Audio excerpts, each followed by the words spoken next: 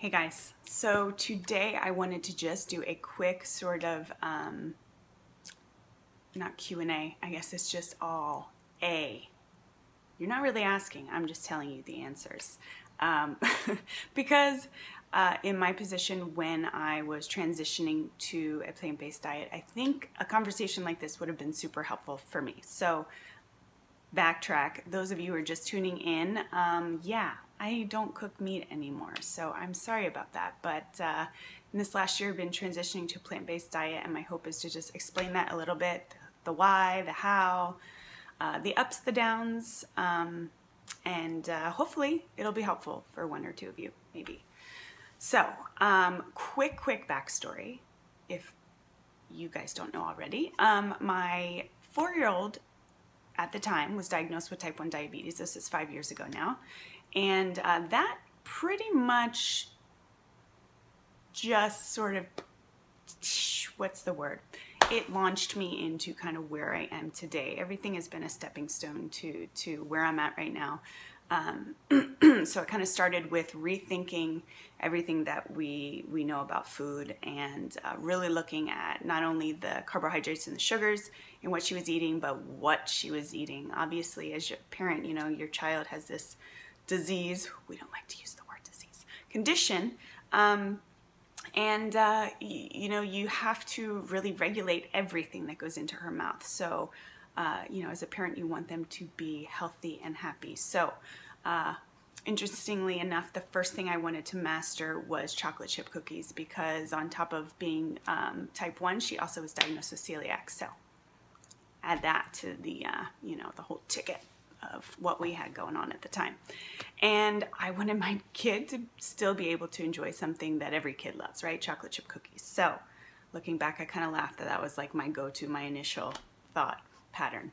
But here we are 5 years later, and every step of the way I've just been learning more. Kind of went from just trying to figure out the whole gluten-free thing and counting carbs to, okay, well, let's really tighten the noose here and figure out what is clean eating. I want to make sure that what we're putting in our bodies is going to be a lot more whole foods, a lot more lean meats, you know, red meat on occasion, but definitely more chicken and fish, and try to make, you know, try to avoid processed foods as much as possible. So we were doing a good job of that, pretty much, I'd say, within a year of her diagnosis. And I was exploring cooking more. In fact, we had moved back to California, and I decided, you know what, this is my passion now. This is what I love to do. I love to figure out how to just cook healthy for my family and for my daughter, and now daughters. So I decided to make it a career, you know, and I established this sort of personal cooking gig where I was doing clean and healthy meal prep for quite a few families at the time. And it got to the point where I couldn't take on any more families. It kind of grown to its max capacity. I was frazzled all the time, and it was a little chaotic, especially at the time having 2 young girls and then finding out soon after that we were pregnant. So it was all wonderful and great, but I needed to find a way to sort of reach the masses. I wanted to be able to share my, at the time, my nominal information on nutrition and clean eating with as many people as possible. So that being said, when I got pregnant, I decided to kind of leave the cooking job for a while and explore sort of an e-commerce situation. And at the time, I also wanted to just learn more about nutrition in and of itself. I felt like I was kind of stagnant. I didn't know enough. I wanted to know more. Her blood sugars had been good, but they weren't great. We had done a couple whole 30's.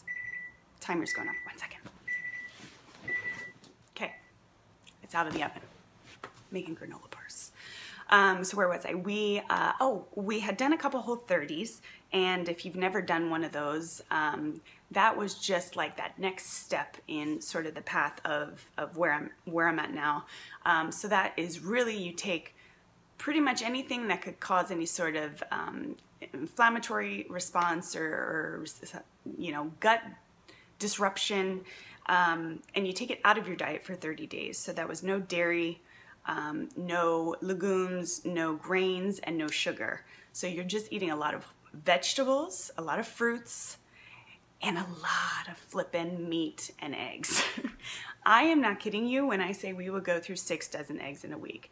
Now, keep in mind, we still eat eggs on occasion, but 6 dozen in a week, yeah, like looking back, seems a little excessive. And we ate a lot of meat. I mean, it was organic, you know, that's one thing, the Whole30, you know, everything should be organic and whatnot, you know, free of steroids and all that stuff, but that's for another time. There's still loopholes they use around all that organic stuff. But anyway, her numbers were great. My daughter's numbers were great. But I was needing more. So decided to go back to school for holistic nutrition and get my certification in that. And that was where my mind was blown. That is when the light bulb went off and I realized I am doing this all wrong. I have been taught my entire life the wrong way to eat. And I'll be honest, I fought it for a little bit. I was like, this can't be right. Yeah, sure, but a little bit of meat. After now knowing what I know, I just tell my friends, it's like the can has been open. I have seen the light and I can no longer go back to pretending like I don't know how that stuff is negatively affecting my body. So that being said, I told my husband one day, hey babe, thinking about trying this plant-based thing. And God bless him, he's always on board. I mean, I do all the cooking, so does he have a choice? Kind of, but not really. But you know, through all my exploration in tofu and chickpeas, and he has been fantastic and a trooper, and to this day he loves everything that I cook. Okay, maybe not everything, but a lot. I think he's just really pleased. I mean, I would never have thought in a million years, first of all, that I would consider myself, you know, a plant-based eater. I know the V word gets thrown around, right? People want to label me, oh, you're vegan now. No, because I went plant-based for a different reason. And you know, don't get me wrong, veganism is fantastic and it's for, you know, a good cause. But my motivation was not animal cruelty and the planet. I'll be honest, my reasons were selfish. It was my family, it was my health. That was my main focus, and that is why I am transitioning to plant-based. So here we are. Maybe you're asking, okay, so what? What's the difference? How do you feel? Is it any different? Here's the thing. I am closing in on 40 in this next month. I feel better in my age now, 40, than I did in my 20s. And I am being 100 with you guys. Like, I have so much more energy.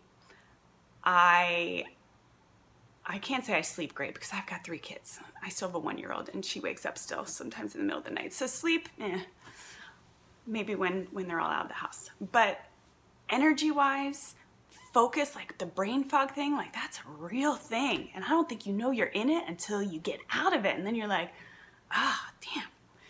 But what else? I mean, that for me was just huge. And if you we're gluten-free anyway because of my daughter's celiac, and I found out through going gluten-free that I too have a very strong sensitivity to gluten. So if you're struggling with any sort of gut issues, you know what I'm talking about, the gas, the bloating, the constipation, diarrhea, whatever it is, I highly recommend, among all, eating more plants, is that you try going gluten-free. That would be my #1 suggestion. But so yeah, like no more of that, no more of this, the face is clearer, I've got tons and tons of energy.